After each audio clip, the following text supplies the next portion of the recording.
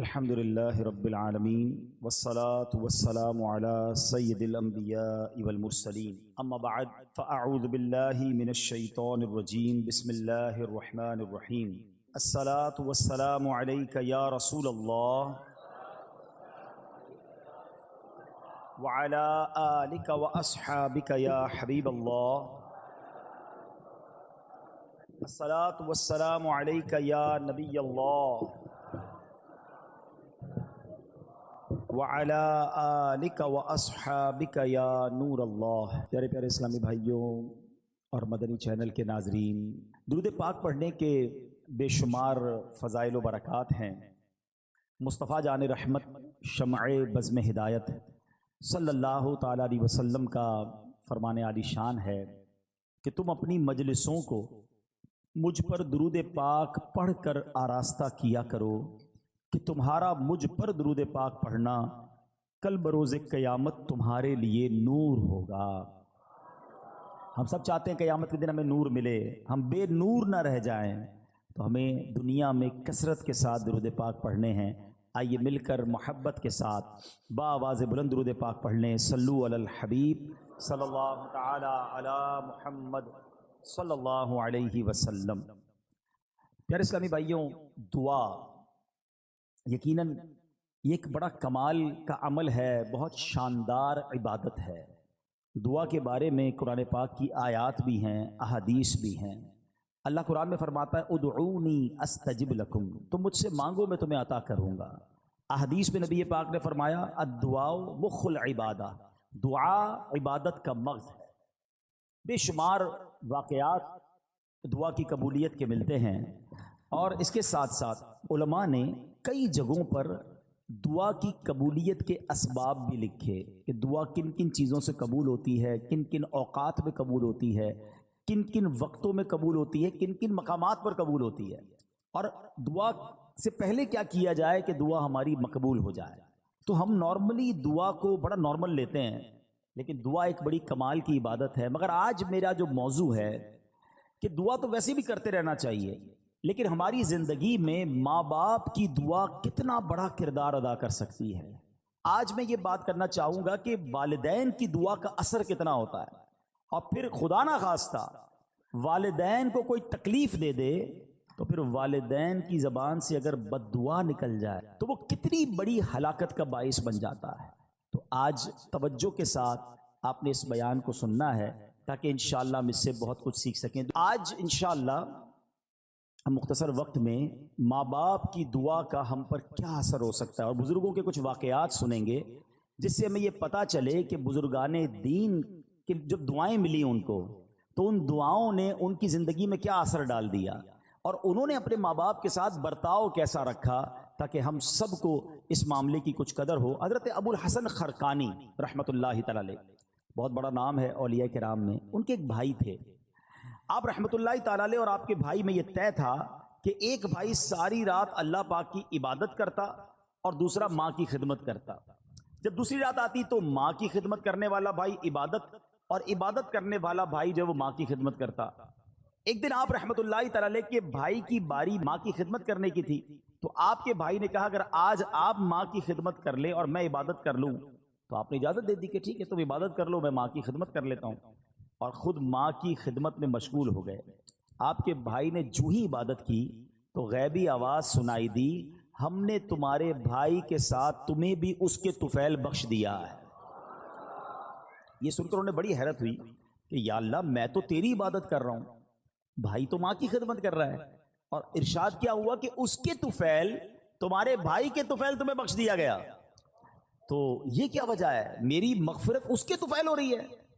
تو ندا آئی کہ ہمیں تیری عبادت کی حاجت نہیں، بلکہ محتاج ماں کی خدمت کرنے والی کی اطاعت ہمارے لیے باعث خوشنودی ہے۔ ہائے ہائے ہائے، ماں باپ کی جو خدمت ہے نا وہ اللہ کی بارگاہ میں اتنا بڑا مرتبہ رکھتی ہے۔ سبحان اللہ سبحان اللہ۔ حضرت اویس کرنی رضی اللہ تعالیٰ عنہ، کتنا بڑا نام ہے، تابعین میں سب سے افضل تابعی انہیں کہا جاتا ہے، عاشقوں کے امام ہیں۔ سنو، ایک رات آپ کی والدہ آرام کر رہی تھی، محو خواب تھی، نیند میں تھی، آنکھ کھلی تو آواز دے کر کہا اویس پانی پلا دو۔ سیدنا اویس کرنی اٹھے اور گھر کے مٹکے میں پانی نہ تھا، مٹکا اٹھایا، اندھیری رات میں ٹھوکرے کھاتے کھاتے ٹکراتے ٹکراتے کنویں تک پہنچے۔ ماں بستر پر ہے، آپ مٹکا اٹھا کے کنویں کی تلاش میں ہیں۔ رات کو پانی بھرا، کٹورے میں پانی لے کر ماں کے قریب آئے تو اتنی دیر میں ماں پھر نیند میں جا چکی تھی۔ ہم جیسا بندہ ہوتا تو پہلے تو باہر جاتا نہ جاتا، آتا تو سائڈ پہ رکھ دیتا گلاس کہ ماں اٹھیں گی جب پی لیں گی، مگر یہ ویسے کرنی تھے، ماں کے سرہانے کھڑے ہو گئے اور رات گزار دی۔ صبح ہوئی، جب والدہ کی آنکھ کھلی تو دیکھا حضرت اویس کرنی ماں کے سرہانے پانی کا پیالہ لے کر کھڑے ہوئے۔ کہا لختے جگر یہ تم کیوں کھڑے ہو، ساری رات کھڑے رہے؟ کما اس لیے کھڑا رہا کہ رات کسی وقت آپ کی آنکھ کھل جاتی، آپ کو پانی آپ نے مانگا تھا، میں پانی آپ کو پیش کرتا۔ اللہ اکبر۔ اب جب ماں نے اتنی فرما برداری دیکھی نا، دعا ماں کی سنو، ایسی ماں نے دعا کی کہ ماں نے کہا کہ یعنی آپ کے درجوں کی بلندی کی ایسی دعا کی کہ اللہ نے آپ کے درجے بلند فرما دیے۔ ہائے ہائے ہائے، دیکھو نا حضرت اویس کرنی کا پھر نام کیسا ہو گیا۔ ایک اور بڑا نام حضرت بایزید بسطامی رحمۃ اللہ تعالی علیہ۔ یہ بڑے بڑے نام والوں کا انداز دیکھو اپنے ماں باپ کے ساتھ کیسا تھا۔ ان کے ساتھ کیا ہوا کہ ایک رات اسی طرح والدہ نے پانی مانگا، پانی لے کر آئے، والدہ کو نیند آ گئی۔ اچھا یہ بڑی ٹھنڈی رات تھی، سردیوں کی رات تھی، کہتے ہیں ماں کے سرانے پیالہ لے کر کھڑا ہو گیا، لیکن ہوا یہ کہ پانی جو ہے میرے ہاتھ پر جو گرا تھا وہ ہاتھ پر پانی جم گیا، یعنی اتنی ٹھنڈ تھی۔ ماں کی آنکھ کھلی، کہا اے بایزید کیوں کھڑے ہو؟ کہ ماں آپ کو پانی پیش کرنا تھا۔ جب پیالہ اپنے ہاتھ سے الگ کیا، تھوڑی سی خال بھی اکھڑ گئی، تھوڑا سا خون بھی بہنے لگا کیونکہ پانی برف بن چکا تھا۔ اللہ اکبر۔ ماں نے بڑی دعاؤں سے نوازا۔ اسی طرح ایک رات والدہ نے ان کو حکم دیا کہ دروازے کا ایک پٹ کھول دو، لیکن رات بھر میں اس پریشانی میں کھڑا رہا کہ دایاں دروازہ کھولوں یا بایاں دروازہ کھولوں، کیونکہ اگر ان کی مرضی کے بغیر میں نے کھول دیا تو کہیں حکم عدولی نہ ہو جائے۔ ایک مرتبہ بایزید بسطامی کی والدہ محترمہ نے آپ کو مکتب بھیجا، سورہ لقمان پڑھتے پڑھتے جب اس آیت پر پہنچے انشکر لی ولی والدیک، اللہ اکبر۔ اس کا معنی پتہ کیا ہے؟ اس کا معنی بنتا ہے یہ کہ حق مان میرا اور اپنے ماں باپ کا۔ تو کہتے ہیں جب وہ آیت پڑھی تو استاد صاحب سے کہتے ہیں کہ میں ذرا والدہ سے ملنے جانا چاہتا ہوں، ڈیورنگ کلاس درجہ لگا ہوا ہے، آیت پڑھی، ترجمہ پڑھا کہ ماں کے پاس جانا ہے، درجہ چھوڑ کر ماں کے پاس آ گئے۔ اب ماں پوچھتی ہے کہ بیٹا کیوں آئے ہو؟ تو آپ کہتے ہیں کہ ماں میں نے آج قرآن پاک میں پڑھا ہے کہ ماں باپ کا حق پورا کرنا ہے، تو میری عرض یہ ہے کہ دو جگہوں پر میں خدمت نہیں کر سکتا، یا تو مجھے اللہ عز و جل سے ہمیشہ کے لیے مانگ لیجئے، اپنی خدمت میں رکھ لیں، یا اللہ کے حوالے کر دو تاکہ اس کی عبادت میں لگا رہوں۔ ماں نے فرمایا بیٹا میں تجھے اللہ عز و جل کی بارگاہ کے لیے آزاد کرتی ہوں، اپنا فرض بھی تجھے معاف کرتی ہوں، جا رب کی عبادت میں مصروف ہو جا۔ یہ ماں کی خدمت تھی جس نے حضرت بایزید کو بایزید بسطامی بنا دیا، اور وہ ماں بھی کیسی تھی جس نے اپنے حق معاف کیے اور بیٹے کو دین کے لیے وقف کر دیا۔ غوث اعظم رضی اللہ تعالیٰ عنہ، پیران پیر شیخ عبد القادر جیلانی بھی تو جیلان سے بغداد جانا چاہتے تھے۔ ماں سے کہا کہ ماں میں نے علم دین سیکھنے کے لیے بغداد جانا ہے۔ اچھا یہ آج کل جو ٹریول ہے نا، اب تو ٹریول بہت آسان ہے، بندہ صبح کہیں ہوتا ہے شام کہیں ہوتا ہے، پہلے ایسا نہیں ہوتا تھا۔ پہلے ٹریول بڑا مشکل، بیچ میں بڑا جناب ڈاکو آتے تھے، گھاٹیاں آتی تھیں، بلکہ آپ زیادہ دور نہ جائیں۔ اب یہاں جو بزرگ بیٹھے ان سے پوچھیں 1950-60 میں جو لوگ حج پہ جاتے تھے 5-5 6-6 مہینے کا سفر ہوتا تھا، گاڑیوں میں جاتے تھے، بسوں میں، پاکستان سے بس جاتی تھی حج کے لیے، اور جناب کئی لوگ تو واپس ہی نہیں آ پاتے تھے کیونکہ اتنے مشکل راستے، بیمار ہو جاتے تھے، وہ فیسلٹیز نہیں تھی۔ یہ تو میں آپ کو 50 سال پرانی 70 سال پرانی بات بتا رہا ہوں، صدیوں پرانا سفر کیسا ہوتا ہوگا۔ غوث پاک کی ماں نے آپ کو کیا کہا کہ بیٹا ٹھیک ہے اب جاؤ، اب ہماری محشر میں ملاقات ہوگی۔ ماں نے ان کا حق معاف کر دیا کہ میری خدمت نہ کرو، دین کی خدمت کرو۔ کیسے ماں باپ تھے، اور پھر کیا نصیحت کی تھی کہ بیٹا ہر حال میں سچ بولنا۔ واقعہ یاد ہے نا کہ جب ڈاکوؤں نے آپ کو پکڑا اور آپ نے اپنا مال بتا دیا، اور کیوں بتایا کہ ماں سے وعدہ کیا ہے ہر حال میں سچ بولنا، مال جاتا ہے تو چلا جائے۔ وہ ڈاکوؤں کا سردار رونے لگا کہ تم ماں سے کیے ہوئے وعدے کو پورا کر رہے ہو، میں بھی اپنے ویب سے کتنے وعدے کیے، میں کیوں پورے نہیں کرتا؟ پورے ڈاکوؤں نے توبہ کر لی اور مال بھی واپس لوٹا دیا۔ مگر یہ ماں باپ کی خدمتیں تھیں، یہ ماں باپ کی دعائیں تھیں۔ میں تحدیث نعمت کے لیے اپنے والدین کی ایک بات یہاں عرض کر دیتا ہوں، شاید اور والدین کو اس میں ترغیب ملے کہ الحمدللہ میرے دونوں یعنی امی ابو دونوں نے مجھے بہت پہلے کہہ دیا تھا کہ ہم نے آپ کو اپنا حق معاف کر دیا ہے، آپ جائیے دین کا کام کیجئے، کیونکہ میں بہت زیادہ ان کے پاس نہیں بیٹھ پاتا تھا، ٹریول کافی ہوتا تھا، سفر کافی ہوتا تھا، لیکن میں کبھی کبھی ان سے کہتا تھا کہ میں آپ کی اتنی خدمت نہیں کر پاتا، تو انہوں نے یہی کہا کہ ہم نے آپ کو اپنا حق معاف کیا، آپ دین کی خدمت کیجئے۔ تو اے میرے پیارے اسلامی بھائیوں، جہاں بچوں کو یہ حکم دیا جا رہا ہے کہ والدین کا ادب کریں، ان کی دعائیں لیں، لیکن اگر ماں باپ دیکھیں نا کہ بیٹا اگر دین کی طرف جا رہا ہے، اگر دین کا بڑا کام کر رہا ہے تو انہیں سپورٹ کرنا چاہیے۔ ہم نے ایسا بھی دیکھا کہ کوئی بچہ عالم بننا چاہتا ہے، حافظ بننا چاہتا ہے، دین کا کام کرنا چاہتا ہے، والدین اس کا الٹا دل توڑ رہے ہوتے ہیں، سختی کر رہے ہوتے ہیں، نہیں نہیں تمہیں دیندار نہیں بننا ہے۔ اور ہم نے دیکھا کہ ایسے والدین آگے جا کر سر پکڑ کر بیٹھے ہوتے ہیں، کیونکہ جب بچے کو دین سے آپ روکتے ہیں تو وہ دنیا میں ایسے غرق ہو جاتا ہے کہ بعض اوقات بری لائن میں پڑ جاتا ہے، غلط کاموں میں پڑ جاتا ہے، اور ماں باپ اس کے بعد سر پکڑ کے رو رہے ہوتے، دیندار بننا چاہتا تھا، میں نے دیندار نہ بنایا۔ دیکھو دیندار اور دنیا دار کی مثال سمجھ لو، یہ میں سب کے لیے نہیں کہتا مگر میجورٹی ایسا ہوتا ہے، ایک بار پھر ریپیٹ کر رہا ہوں، سب کو یہ لاگو نہیں ہوتا ہے مگر اکثریت پر یہ ضرور لاگو ہوتا ہے کہ جب بھی بچہ دنیا میں ترقی کرتا ہے نا، دنیا کو کوئی بڑا افسر بن جائے، دنیا میں جناب کوئی بڑی ڈگری لے لے، دنیا میں کوئی بڑا مقام لے لے، تو بعض اوقات ماں باپ ڈرتے ہیں کہ بچے کو کوئی بات بری نہ لگ جائے۔ بات کرتے میں ماں باپ کو ڈر لگ رہا ہوتا ہے، کیونکہ بڑا افسر بن گیا، بڑا سیٹھ بن گیا، بڑا جناب جاگیردار بن گیا، اس نے بڑی ڈگریاں لے لی ہیں۔ یہ ہے دنیا دار کی ترقی کا نتیجہ۔ اور اگر بیٹا دین میں ترقی کر جائے نا، عالم بن جائے، مفتی بن جائے، دین کا مبلغ بن جائے، تو اکثریت یہ ہوتی ہے کہ بچہ ڈرتا ہے کہ ماں باپ کو برا نہ لگ جائے۔ فرق ہے نا، وہ اتنا بڑا مفتی بھی ہوگا کیونکہ اس نے قرآن پڑھا ہے، اس نے حدیث پڑھی ہے کہ ماں باپ راضی ہیں تو رب راضی ہے، ماں باپ ناراض ہیں تو رب بھی ناراض ہو جائے گا، تو اس کو ماں باپ کی رضا کی فکر ہو جاتی ہے۔ تو کبھی اپنے بچوں کو دینداری سے دور نہ کریں۔ اتنے بڑے بڑے علماء کرام، اتنے بڑے بڑے مفتیان کرام، میں نے پہلے بھی یہ واقعہ کئی بار بیان کیا، حضرت امام اعظم ابو حنیفہ، آپ کروڑوں حنفیوں کے پیشوا ہیں اور وقت کے امام، اس زمانے میں بھی آپ کے علم کا شہرا تھا۔ آپ کی والدہ جو تھی وہ کسی مسجد کے امام صاحب کی باتیں بڑی شوق سے سنتی تھی، تو ہوا یہ کہ ایک بار ان کی والدہ نے کہا کہ جاؤ قاضی ذرا سے جو ہے نا وہ میرے لیے سوال پوچھ کے آؤ۔ امام اعظم خود وقت کے امام ہیں، وہ آپ کہہ سکتے تھے ماں تم مجھے کہہ رہی ہو کہ میں ایک مسجد کے امام سے مسئلہ پوچھ کے آؤں، میں خود سب سے بڑا مفتی ہوں، لوگ میرے اتنے بڑے بڑے تو میرے شاگرد ہیں۔ مگر ماں کا حکم تھا نا، ماں کو یہ نہیں کہا میں بڑا ہو گیا ہوں، ماں کو یہ نہیں کہا میرا مرتبہ بڑا ہو گیا ہے، ماں کا حکم تھا مسجد کے امام صاحب کے پاس پہنچ گئے۔ امام اعظم ابو حنیفہ کہتے ہیں میری ماں نے یہ مسئلہ پوچھا، حضور جواب دیجئے۔ وہ امام صاحب کہتے ہیں حضور کیوں شرمندہ کر رہے ہیں، آپ وقت کے امام ہیں، آپ کو میں جواب دوں گا۔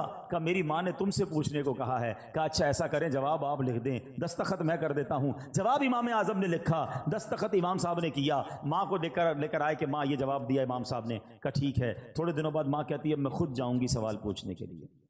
اب امام اعظم نے کیا کیا، ماں سے بحث نہیں کی، ماں سے لڑائی نہیں کی، میں اتنا بڑا مفتی، اتنا بڑا امام، تم چل کر وہاں تک جاؤ گی، اتنا سفر ہم کریں گے، مجھ سے مسئلہ پوچھ لو۔ ادب، دیکھو یہ ہے فرق۔ دین میں ترقی کی تھی نا تو ادب میں بھی ترقی تھی، تعظیم میں بھی ترقی تھی۔ ماں کو سواری پر بٹھایا اور کوفہ کی گلیوں میں لوگوں نے دیکھا کہ وقت کا امام ماں کی سواری کی رسی پکڑ کر مسجد کے امام کے پاس مسئلہ پوچھنے جا رہا ہے۔ آپ ادب سے باہر کھڑے ہو گئے مسجد کے، ماں اندر جاتی ہے، مسئلہ پوچھتی ہے، ماں واپس آتی ہے، امام اعظم رسی پکڑ کر واپس لے کر آتے ہیں۔ اے میرے پیارے اسلامی بھائیوں، اس واقعے سے شاندار درس یہ ہے، آج ہم میں کوئی مالدار بن جائے، کوئی جناب افسر بن جائے، کوئی جناب کسی علاقے کا کونسلر، ایم پی اے یا ویسے ہی مشہور ہو جائے، دیندار لوگوں سے بھی بات کر رہا ہوں، اگر تمہارے کچھ چاہنے والے بن گئے، کچھ فالوور بن گئے، کبھی اپنے ماں باپ کو یہ مت کہنا میں بڑا ہو گیا ہوں، میں بڑا آدمی ہو گیا ہوں، میرے سے اس طرح بات نہ کرو، میرے پاس ٹائم نہیں ہے۔ میں کچھ بھی ہو جاؤں اپنے ماں باپ کا بچہ ہی ہوں۔ ہاں، ان کی ویل چیئر چلانے کا جو مزہ ہے نا، ان کے پیر دبانے کا جو لطف ہے اور ان کے لیے کوئی خدمت کرنے کا جو لطف ہے وہ اٹھایا کرو۔ اپنے آپ کو بڑا ماں باپ کے سامنے مت سمجھنا۔ جنہوں نے اپنے ماں باپ کے آگے اپنے آپ کو جھکایا، اپنے ماں باپ کی تعظیم کی، اللہ نے ان کے ناموں کو بلند کر دیا۔ ہاں، ادھر اونچا سر کرو گے تو دنیا میں ذلیل ہو جاؤ گے، ادھر سر جھکا دو گے تعظیم کرو گے دعا لگ گئی تو بیڑا پار ہو جائے گا. ہاں حضرت محدث اعظم پاکستان مولانا سردار صاحب کتنا بڑا نام ہے, بڑے بڑے علماء ان کے شاگرد ہیں. آپ کو پتا ہے آپ کی والدہ آپ کو کیا دعا دیتی تھی؟ ان کا نام سردار تھا. کہ میرے بیٹے کو اللہ دین میں سردار بنا دے. ماں کی دعا لگی اب محدث اعظم پاکستان بن گئے. یہ ہے ماں کی دعا کا صلہ. اے میرے پیارے اسلامی بھائیوں, اور بڑے بڑے صحابہ, خود نبی پاک علیہ الصلوۃ والسلام کا انداز اپنے والدین, صرف والدین نہیں, ماں باپ کے جو دوست ہوتے ہیں, ماں باپ کا انتقال ہو جائے نا تو فیملی میں, اب ہمارے یہاں پرابلم کیا ہے, جب ماں باپ کا انتقال ہوا اب ماں باپ کے دوستوں سے رشتہ داروں سے رشتہ ہی ختم. ادھر والدہ کا انتقال ہوا ننیال سے رشتہ ختم, والد صاحب کا انتقال ہوا ددیال سے رشتہ ختم, چاچا کو کوئی نہیں پوچھتا, تایا کو کوئی نہیں پوچھتا ہے. ادھر اسی طرح امی کا انتقال ہو گیا, ننیال کو کوئی نہیں پوچھ رہا. نہیں, جن کا ان کے ساتھ تعلق تھا ان کی روح کو اگر راضی کرنا ہے تو ان کے جانے کے بعد ان کے رشتہ داروں اور ان کے دوستوں کے ساتھ اچھا سلوک کریں. آپ سنیں, حضرت سیدنا عبداللہ ابن عمر سے مکہ مکرمہ میں ان کی ایک اعرابی, ایک دیہاتی سے ملاقات ہوئی. عبداللہ ابن عمر نے اس کو سلام کیا. جس سواری پر آپ سوار تھے اس بندے کو, اس اعرابی کو اس سواری پر بٹھا لیا اور اپنا امامہ اتار کر اسے دے دیا. اب باقی ساتھی دیکھ رہے ہیں اتنی بڑی شخصیت, اور جناب یہ کیا کر رہے ہیں گاؤں گوٹھ کے آدمی کے ساتھ. تو کہا حضرت یہ تو تھوڑے سے پیسوں سے, تھوڑے سے تحفے سے بھی گاؤں والے خوش ہو جاتے ہیں, آپ نے اتنی مہربانی کیوں کی؟ آپ نے فرمایا کہ اس کا باپ جو ہے نا میرے والد سیدنا عمر بن خطاب, حضرت عمر کے بیٹے تھے نا حضرت عبداللہ بن عمر, کہتے اس کا جو والد تھا نا وہ میرے والد حضرت عمر کا دوست تھا. میں نے اللہ کے رسول کو فرماتے ہوئے سنا ہے کہ بہتر بھلائیوں میں سے ہے کہ بیٹا اپنے باپ کو ساتھ محبت رکھنے والوں سے بھی صلہ رحمی کرے. یعنی جو آپ کے والد کے ساتھ اچھا سلوک کرے نا, اب وہ چلے گئے والد صاحب دنیا سے, اب ان کے ساتھ اچھا سلوک کرے. آپ کو معلوم ہے نبی پاک علیہ الصلوۃ والسلام بی بی خدیجۃ الکبریٰ رضی اللہ تعالی عنہا کی جو سہیلیاں تھیں نا ان کو بھی تحفے بھجوایا کرتے تھے, حالانکہ ان کا وصال ہو گیا تھا.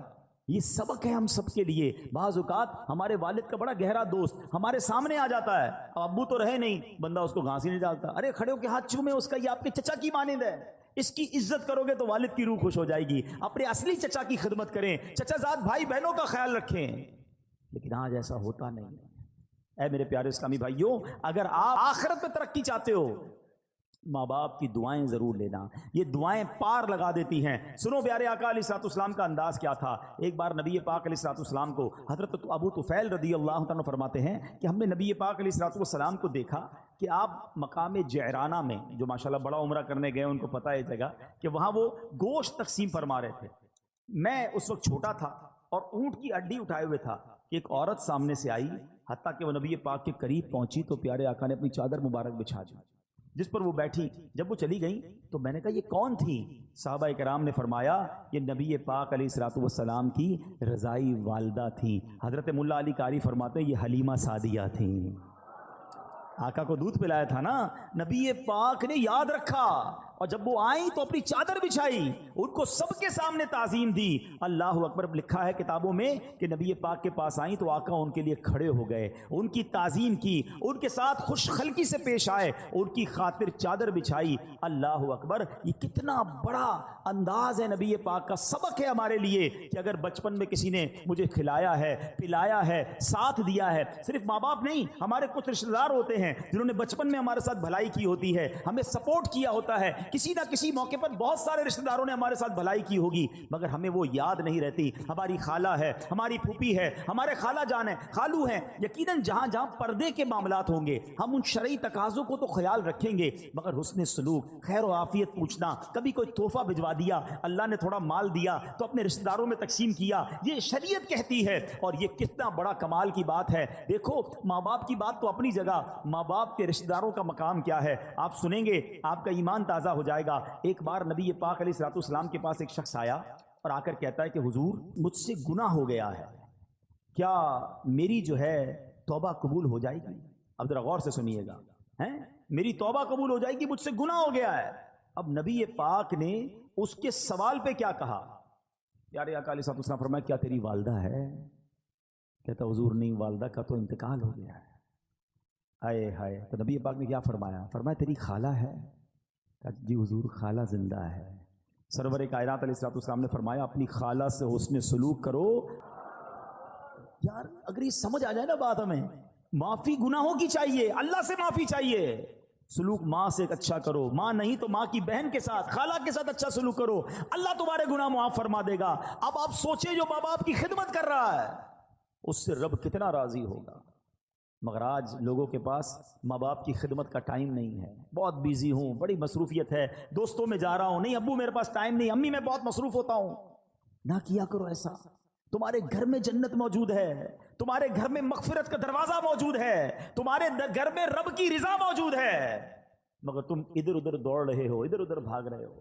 اے میرے پیارے اسلامی بھائیوں، آئیے میں چند حدیثیں سناتا ہوں، آپ کا ایمان تازہ ہو جائے گا۔ ایک بار حضرت ابو اسحاق رحمۃ اللہ تعالی، پہلے ایک روایت سن لیں کہ خدمت میں ایک شخص حاضر ہوا، عرض کی حضور میں نے رات کو خواب میں دیکھا کہ آپ کی داڑھی جو ہے وہ ہیرے جواہرات سے سجی ہوئی ہے۔ بزرگ کو کسی اور نے خواب میں دے کر آ کر کہا کہ میں نے خواب میں دیکھا کہ آپ کی داڑھی جو ہے اس میں ہیرے جواہرات ہیں۔ تو آپ نے فرمایا تو سچ کہتا ہے، یعنی تیرا خواب سچا ہے، کیونکہ میں نے کل سونے سے قبل اپنی داڑھی جو ہے اپنی ماں کے تلووں کو لگائی تھی۔ آئے ہائے ہائے، یہ اسی کی برکت ہے، یہ ہے ماں باپ۔ سبحان اللہ۔ نبی پاک علیہ الصلوۃ والسلام فرماتے ہیں والدین جنت کے دروازوں میں سے درمیانی دروازہ ہیں، اب تجھے اختیار ہے چاہے اس دروازے کو ضائع کر دے یا اس کی حفاظت کر دے۔ ایک اور جگہ نبی پاک فرماتے ہیں، کسی نے پوچھا کہ یا رسول اللہ والدین کا حق اس کی اولاد پر کیا ہے؟ آپ علیہ الصلوۃ والسلام نے فرمایا والدین ہی تیری جنت اور دوزخ ہیں۔ اب یہ بڑی ایک لائن ہے، مگر اس کو سمجھو، خدمت کر لی، راضی کر لیا تو یہی تیری جنت ہے، اور اگر ان کو ناراض کر لیا نا، ہاں بعض اوقات ساری دنیا راضی ہوتی ہے ہم سے، محلے والے بڑے خوش ہوتے ہیں، نمازی ہماری بڑی تعریف کر رہے ہوتے ہیں، مگر ماں باپ ناراض ہوتے ہیں۔ فرمایا یہی تیری جنت ہے، یہی تیری دوزخ ہے۔ اگر یہ ناراض ہو گئے نا تو پھر تباہی ہے، پھر بربادی ہے۔ اس کا مطلب یہ ہوا کہ پریورٹی کیا دینی ہے کہ ماں باپ راضی رہیں، ماں باپ خوش رہیں، اور سبحان اللہ جب وہ دعا دے دے نا، آئے ہائے، واقعات تو اتنے دعا کے کہ ماں باپ کی دعا سے کون کہاں پہنچ گیا۔ اچھا ایک اور بات یاد رکھیے گا کہ دعا میں بھی جو ہے نا، ایک یہ ہوتا ہے کہ ہم کہتے ہیں امی دعا کر دیں، ابو دعا کر دیں، اچھی بات ہے، مزہ پتہ کیا ہے، میں کہوں نا، میں خدمت ایسی کروں کہ ان کے دل سے دعا نکلے، ہاں وہ جو اثر رکھتی ہے نا، ایمان تازہ ہو جائے گا۔ سنو ایک واقعہ، ایک گناہ گار نوجوان کا انتقال ہوا، اس کو کسی نے خواب میں جنت میں حاجیوں کے ساتھ ٹہلتے دیکھا۔ اچھا حج اس نے کیا نہیں تھا بھی گناہ گار، پہلے تو جنت میں کیسے پہنچا؟ دوسرا سوال حاجیوں کے ساتھ کیوں ہے؟ تو کسی نے کہا کہ تو تو بڑا گناہ گار تھا، تیرا تو کوئی عمل بھی نہیں، میں نہیں پتہ یہ سارے وارے نیارے کیسے ہو گئے؟ کہا میری ایک ضعیف ماں تھی، میں جب مکان سے باہر جاتا تھا نا تو اپنا سر ان کے قدموں میں رکھ دیتا، قدم چومتا، اس کے بعد باہر نکلتا۔ میری ماں مجھے دعا دیا کرتی تھی اللہ تجھے بخش دے اور تجھے حج کا ثواب عطا فرمائے۔ آئے ہائے، کہتا ہے اللہ نے میری ماں کی دعا قبول کر لی، مجھے بخش بھی دیا اور مجھے حاجیوں کے ساتھ بھی کر دیا۔ یہ دعا ہے، دل سے نکلے نا تو بیڑا پار کر دیتی ہے۔ وہ سنا ہوگا نا واقعہ، میں صرف اشارہ دے کے نکل جاتا ہوں کہ حضرت موسیٰ نے رب سے عرض کیا تھا کہ مولا میرا جنت میں پڑوسی بتا دے، ہیں اشارہ کیا گیا کہ فلاں کسائی تیرا پڑوسی ہے، کسائی اور حضرت موسیٰ کا پڑوسی کلیم اللہ کا پڑوسی، آپ ڈھونڈتے ڈھونڈتے پہنچ گئے۔ ڈیٹیل کیا ملی کہ ماں کی جب خدمت کرتا تھا، والد کی جو خدمت کرتا تھا تو وہ دعا دیتے تھے کہ یا اللہ میرے بچے کو جنت میں موسیٰ کا پڑوسی بنا دینا۔ اللہ نے وہ دعا قبول فرما لی اور کلیم اللہ کا پڑوسی بنا دیا۔ دعا لیا کرو اپنے ماں باپ کی، جس کے ماں باپ زندہ ہیں، دل سے دعا لیا کرو، خوش کر دو ان کو، جو وہ چاہیں انہیں دو، کیونکہ یہ دعا تمہارے سارے غم سارے دکھ دور کر دے گی۔ سنو سنو، امام بخاری کو کون نہیں جانتا؟ ہم سب امام بخاری کا بڑا تذکرہ سنتے ہیں۔ وقت کے امام بخاری شریف جنہوں نے لکھی، امام بخاری کی بچپن میں آنکھیں ہی چلی گئی تھی، اب نابینا ہو گئے۔ ان کی ماں ان کے لیے دعا کرتی تھی اے اللہ عز و جل میرے بیٹے کی آنکھوں کی بینائی لوٹا دے۔ اس کی ماں نے ایک مرتبہ حضرت ابراہیم علیہ السلام کو خواب میں دیکھا، وہ فرما رہے ہیں تیری دعا کی وجہ سے اللہ تعالیٰ نے تیرے بیٹے کی آنکھیں لوٹا دی۔ صبح ہوئی تو دیکھا کہ واقعی امام بخاری کی آنکھیں واپس آ گئی تھی۔ ایسے نہیں کہتے ماں کی دعا جنت کی ہوا، ہاں طوفان ٹال دیتی ہے۔ اور یہ والدین کی جو دعا ہے نا، اس کا جو اثر ہے، سنو سنو احادیث پہ سنو گے تو ایمان تازہ ہو جائے گا۔ سرکار دو عالم علیہ السلام فرماتے 3 دعاؤں کی قبولیت میں کوئی شک نہیں ہے، ہاں مظلوم کی دعا، مسافر کی دعا اور والدین کی دعا اپنی اولاد کے حق میں۔ اب یہاں 2 باتیں بڑی امپورٹنٹ ہیں، ایک تو والدین کی دعا لینی ہے، یہ تو بات چل رہی ہے، مگر مظلوم کی دعا، مظلوم نارملی اپنے خلاف ظلم ہونے والے پر دعا کرتا ہے. ہاں کبھی کسی پر ظلم نہ کر دینا. اگر اس نے ہاتھ اٹھا لیے نا تو پھر بربادی مقدر ہے. بندہ بعض اوقات کہتا ہے یار میرا کوئی کچھ نہیں بگاڑ سکتا، میرا بڑا پاور ہے، میرے سامنے کون بول سکتا ہے، جو کرنا ہے کر لو. اس طرح بھی کہتے لوگ. یہ مت سمجھو کہ وہ کچھ نہیں کر سکتا. ہاں پنجاب میں گیا پچھلے دنوں، ایک جملہ سنا جو کوئی لرزہ آ گیا. اس کے بعد وہ لوگ کہتے ہیں مضبوط یا طاقتور آدمی سے مت ڈرو، ماڑے آدمی سے ڈرو. ماڑا پنجاب میں کہتے ہیں کمزور آدمی سے. میں نے پوچھا یار یہ کیوں کہتے ہیں؟ کہ جب کمزور آدمی ہاتھ اٹھاتا ہے نا تو یہ دعا عرش تک جاتی ہے. مظلوم جب اللہ کی بارگاہ میں فریاد کرتا ہے، یہ حدیث سنائی نا میں نے آپ کو، کہ اس کی دعا نہیں رکتی. پھر قدرت کی طرف سے جب پکڑ آتی ہے نا ظالم کی تو وہ برباد ہو جاتا ہے. میں آپ کو ویسے زندگی میں ایک مشورہ دیتا ہوں.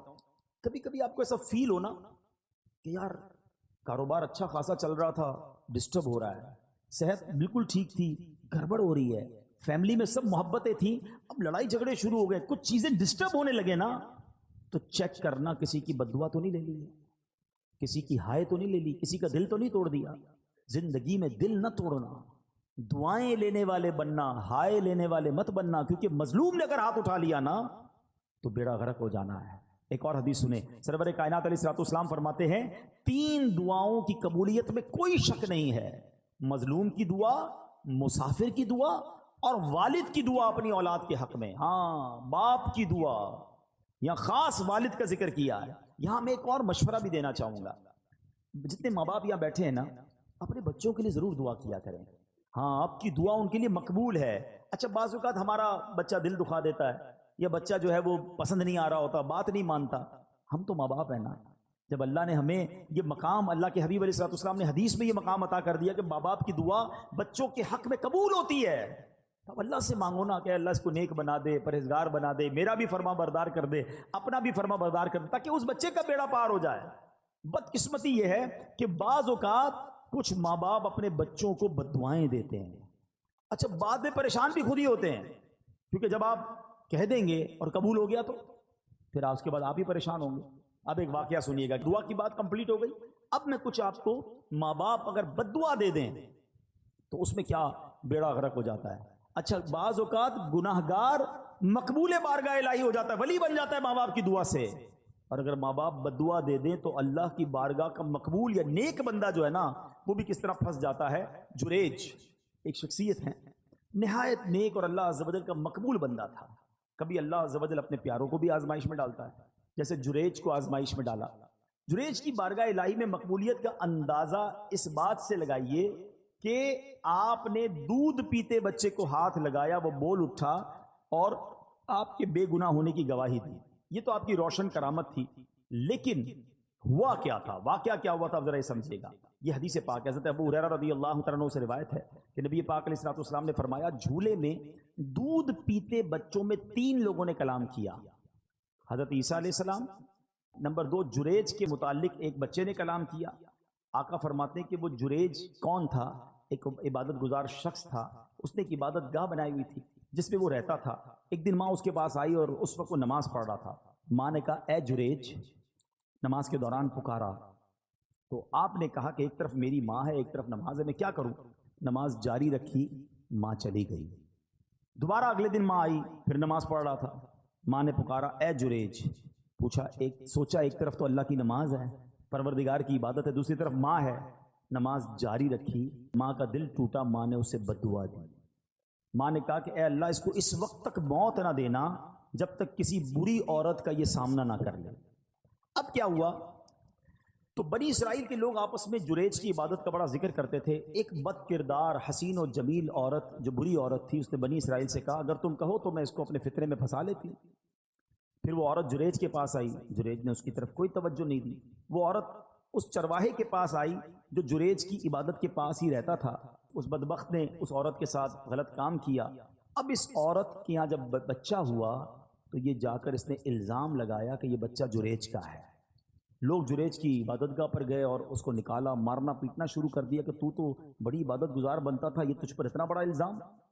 اب جریج نے کہا مسئلہ کیا ہے؟ کہا یہ عورت کہتی تو نے غلط کام کیا، یہ بچہ تیرا ہے. جنید نے کہا پہلے مجھے ٹھہرو نماز پڑھنے دو. 2 رکعت نماز پڑھی اور بچے کے پاس آیا, اس کے پیٹ میں انگلی چبو کر دریافت کیا, اے لڑکے تمہارا باپ کون ہے؟ اس نے کہا یہ چرواہا میرا باپ ہے. لوگوں نے آگے بڑھ کر اب جریج کو بوسہ دیا, معافی مانگی, بولے ہم آپ کو سونے کی ایک عبادت گاہ تعمیر کر دیتے ہیں. جریج نے جواب دیا نہیں, تم دوبارہ مٹی سے ہی تعمیر کر دو, جیسے پہلے میری عبادت گاہ تھی ویسا ہی بنا دو. نبی پاک نے واقعہ سنایا. باتیں سیکھنے کو کیا ملی کہ ماں کا دل دکھایا تو آزمائش آئی نا. جو ماں نے کہا ایسا ہوا. یہ تو ٹھیک ہے کہ اللہ پاک نے اس کو آزمائش سے نکال دیا, لیکن ماں باپ کا دل کبھی نہیں دکھانا. ہاں کتنا ہی تمہارا بڑا مرتبہ ہوا نا, اور ماں باپ ناراض ہو گئے تو بہت بڑی مشکل میں آ جائیں گے. اسی طرح زمخشری, یہ معتزلیوں کا بڑا بڑا عالم ہے, جنہوں نے کتابیں پڑھی ہیں وہ جانتے ہیں کہ اس کی ٹانگ کٹ گئی. لوگوں کے پوچھنے سے کہ کیسے ہوا تو کہا یہ میری ماں کی بد دعا کا نتیجہ ہے. کہا معاملہ کیا ہے؟ کہا بچپن میں ایک چڑیا میں نے پکڑی تھی اور اس کی ٹانگ ڈوری سے باندھ دی, اتفاق سے وہ میرے ہاتھ سے چھوٹ کر دیوار میں گھس گئی. اب جب میں اسے کھینچتا تھا تو ظاہر ہے اس کی ٹانگ تو باہر آ رہی تھی, چڑیا نہیں آ رہی تھی, تو میں نے ڈوری زور سے پکڑ کر کھینچی تو اس کی ٹانگ ہی باہر آ گئی. چڑیا اندر ہی رہ گئی, ٹانگ اس کی باہر آ گئی. میری ماں نے جب یہ دردناک منظر دیکھا تو بے ساختہ میری ماں کی زبان سے نکلا کہ جس طرح تم نے اس کا پاؤں کاٹا ہے اللہ تیرا پاؤں بھی کاٹے. حالانکہ وہ اس زمانے کا عالم تھا. وہ کہتا ہے بس میں بخارا کے سفر پر گیا علم سیکھنے, سفر کے دوران میں گر پڑا, ٹانگ پر شدید چوٹ آئی, ٹانگ کا زخم ایسا بگڑا کہ آخر مجھے اپنی ٹانگ کٹوانا ہی پڑی. یاد رکھنا, امام بخاری کی آنکھیں آ گئی ماں کی دعا سے, اور زمخشری کی ٹانگ چلی گئی ماں کی بد دعا سے. یہ سمجھنا ہے ماں باپ کی دعا یہ کمال کا کام ہے, لیکن کبھی ان کا دل مت دکھانا. ایک شخص کے بارے میں آتا ہے کہ ماں نے آواز دی, اسے جواب نہیں دیا, ماں نے کہا تو گونگا ہو جائے, تو وہ گونگا ہو گیا. اچھا یہاں اب میں واپس اسی پوائنٹ کی طرف آؤں گا. ہم ماں باپ, جو مجھے ماں باپ سن رہے ہیں, بچوں کو میں الگ سمجھا رہا ہوں, لیکن ماں باپ سے میری عرض یہ کہ کبھی بھی بچہ دل دکھائے نا, بد دعا مت دینا. کیا پتا وہ قبولیت کی گھڑی ہو, کیا پتا وہ قبولیت کا وقت ہو اور آپ کی زبان سے نکلے اور وہی کام آپ کے بیٹے کے ساتھ ہو جائے. وہ عورتیں ہماری بہت زیادہ, تجھے کیڑے پڑے, تو برباد ہو جائے, تو خوش نہ ہو, بعد میں آپ کو ہی تکلیف ہوگی جب بچے کو کچھ ہو گیا تو بد دعا نہ دیں. اور بچوں سے گزارش یہ ہے کہ اپنے ماں باپ کی خوب خدمت کریں, ان کی دعائیں لیں, کیونکہ ماں باپ کی دعا تمہارے سارے غم دور کر دے گی. لوگ بعض اوقات بہت سارے لوگوں کے پاس دعا کے لیے جاتے ہیں, اگر واقعی تمہارے پاس ماں باپ ہے نا, ارے انہی کے قدموں میں بیٹھ جاؤ, انہوں نے ہاتھ اٹھا دیے, طوفان ٹل جائیں گے, مشکلیں آسان ہو جائیں گی. اب آخر میں پیارے اسلامی بھائیوں, اپنے بیان کے اختتام میں ان لوگوں سے کچھ بات کر لیتا ہوں کہ جن کے ماں باپ چلے گئے. اب مسئلہ یہ, ماں باپ تو چلے گئے, اب تو دعا تو لے نہیں سکتے. اب ہم کیا ایسا کریں کہ ان کے جانے کے بعد ان کی روح ہم سے خوش ہو جائے, ان کے جانے کے بعد بھی وہ ہم سے راضی ہو جائے, اور اللہ ہمیں ماں باپ کے فرما برداروں میں شامل کر لے. تو اس کا طریقہ یہ ہے کہ ہم پہلے تو ماں باپ کو خوب ایصال ثواب کرتے رہیں. الحمدللہ جن کو اللہ نے نوازا ہے, جو کر سکتے ہیں وہ ماں باپ کے لیے مسجد بنا دیں. مسجد نہیں بنا سکتے, مسجد میں حصہ ملائیں, قرآن خوانی, صدقہ جاریہ کے کام, دعائیں, ہر نماز کے بعد ماں باپ کے لیے دعا کرتے رہیں. انشاءاللہ رب کریم اس کی ماں باپ کی روح کو اس بندے سے خوش کر دے گا, کیونکہ اگر بچہ انہیں یاد کرتا رہے گا, انہیں ایصال ثواب کرتا رہے گا. اسی طرح جن کے ماں باپ حیات ہیں ان کے لیے بھی بڑے پیارے پیارے آداب کتاب میں لکھے کہ ان سے دل سے محبت کریں, ان کو نام سے مت پکاریں, ان کی کنیت سے پکاریں جسے وہ پسند کرتے ہیں. اب جیسے آج کے دور میں ہم امی جان ابو جان کہتے ہیں, بعض لوگ اپنے ماں باپ کو بھی نام سے پکار رہے ہوتے ہیں. ان سے پہلے نہ بیٹھیں, ان کے آگے نہ چلیں, حتی الامکان ان کے برابر نہ بیٹھیں. اگر وہ تشریف لائیں تو ان کے استقبال کے لیے تعظیماً کھڑے ہو جائیں, ان کو عزت کی جگہ بٹھائیں, ان کے لیے اپنی چادر بچھا دیں, چہرے کی بشاشت اور خندہ پیشانی کے ساتھ محبت کے ساتھ ان کا استقبال کریں, اپنی بات احسن انداز میں کریں. اگر نہ مانے تو خاموش ہو جائیں, ضد نہ کریں, ناراض ہوئے بغیر ان کی بات قبول کریں, ان سے نرمی سے بات کریں. ہاں یہ بہت بڑا پرابلم ہے. بیٹا جب بڑا ہو جاتا ہے, بیٹی بڑی ہو جاتی ہے, تو سختی سے ماں باپ سے بات کر رہے ہو, ماں باپ کو ڈر لگ رہا ہوتا ہے, ماں باپ کا دل نہیں چاہتا کوئی بات کرنے کو, یا جب بات کرتا ہوں کاٹنے کو آتے ہیں, جب بات کرتا ہوں مجھے ڈانٹتے ہیں. ماں باپ کو کوئی ڈانٹتا ہے؟ تف ہے اس اولاد پر کہ جس سے بات کرنے میں ماں باپ کو ڈر لگتا ہے. ارے ماں باپ سے بندہ بات ایسے کرے جیسے غلام آقا سے بات کر رہا ہے. کسی افسر کے پاس جاتے تو کیسے جاتے ہیں؟ سر تھوڑا سا میرا کام, تھوڑی فائل پہ سائن کر دیں, آپ کی بڑی مہربانی, بہت بہت شکریہ, بس. اچھا وہ کہ نہیں, اچھا سر کوئی بات نہیں, میں کل آ جاؤں گا. اس سے نہیں کہتے آپ مانا کیوں کر رہے ہیں, کل کیوں بلا رہے ہیں, نہیں میں کل آ جاؤں گا, کوئی سر آپ ناراض نہ ہو. دنیا کے افسر سے یہ انداز, اور ماں باپ سے کیوں منع کر رہے ہیں؟ کیوں روک رہے مجھے جانے سے؟ میری بات آپ کیوں نہیں مان رہے؟ ارے تم ماں سے اس طرح بات کرو گے؟ والد سے اس طرح بات ہوگی؟ کتابوں میں لکھا ہے بیٹے پر حق ہے والد کا اس طریقے سے کہ بیٹا باپ کے آگے ایسے رہے جیسے غلام آقا کے آگے رہتا ہے. مگر افسوس یہ ہے کہ آج باپ بیٹے کا غلام بنا ہوا ہے. ہونا تو یہ چاہیے تھا کہ بیٹا باپ سے ریکویسٹ کرتا ابو جان پلیز میری بات مان لیں, میرا یہ کام کر دیں, آپ کی بڑی بات نہیں. اچھا ہو سکتا ہے کہ یہ والد کا ایٹیٹیوڈ کسی بیٹے کو اچھا لگتا ہو, کسی ماں کا یہ انداز بیٹی کو اچھا لگتا ہو کہ میری ماں دیکھو کتنا ڈرتی ہے مجھ سے. ارے تف ہے تمہاری زندگی پر, تمہاری ماں اور تمہارے والد تم سے ڈر کے بات کر رہے ہیں. میں ان کا بیٹا ہوں, میں ان کی اولاد ہوں, میں ان کی ملکیت ہوں. وہ مجھ سے کس بات کا ڈریں گے؟ وہ مجھے حکم فرمائے, وہ عرض نہ کریں, وہ آرڈر کریں مجھے, وہ حق ہے ان کا. مگر آج انداز ہی بدلتا جا رہا ہے. اور یقین جاننا یہ مکافات عمل ہے. اگر آپ نے اپنے ماں باپ کا ادب نہیں کیا نا, آپ اس کی ریفلیکشن اپنی اولاد میں دیکھیں گے. ہم نے دیکھا ہے کہ جو ماں باپ کا ادب کرتے ہیں اس کی اولاد بھی اس کا ادب کرتی ہے, اور جو ماں باپ کو ستاتے ہیں بعد میں آخرت کا عذاب تو اپنی جگہ ہے, دنیا میں ہی اپنی اولاد میں بندہ یہ دیکھتا ہے. تو اے میرے پیارے اسلامی بھائیوں, آج کے اس مختصر سے اجتماع میں یہی عرض کرنے آیا ہوں, قدر کرو اپنے ماں باپ کی. ماں باپ کی دعا لینا, ماں باپ کی بد دعا نہ لینا. اور چلے گئے اب انہیں بھولنا نہیں, اور جو چلے گئے انہیں بھولو مت. ہر جمعے کو جائیں قبرستان. اچھا مزے کی بات دیکھو, ماں باپ بھی کمال کے لوگ ہیں. زندگی میں ماں باپ کی کوئی محبت سے زیارت کرے تو اسے حج کا ثواب ملتا ہے نا. ہاں روایتوں میں آتا ہے جو قبر کی زیارت کرے اسے بھی حج کا ثواب ملتا ہے. جمعے کو جا کر یاسین شریف پڑھے, اللہ پڑھنے والے کی مغفرت کر دیتا ہے. جو ماں باپ کی زیارت کے لیے قبرستان جائے, جو وہ خود مر جائے گا تو اس کے قبر کی فرشتے زیارت کو آئیں گے. یعنی قبرستان جانا تو میرا ہی فائدہ ہو گیا نا, میری مغفرت ہو رہی ہے, فرشتے میری زیارت کو آئیں گے. تو ماں باپ کمال ہیں یار, رحمتوں کا منبع ہے. زندہ رہیں تو بھی کرم ان کی مہربانیاں ہیں, اور چلے جائیں تو قبر پہ جاؤ تو پھر بھی بیڑا پار ہو جاتا ہے. تمام لوگ اپنے ماں باپ کی فکر کریں, قدر کریں. چلے گئے تو ان کو خوب ایصال ثواب کریں. میرے اعمال کی اصلاح کرم سے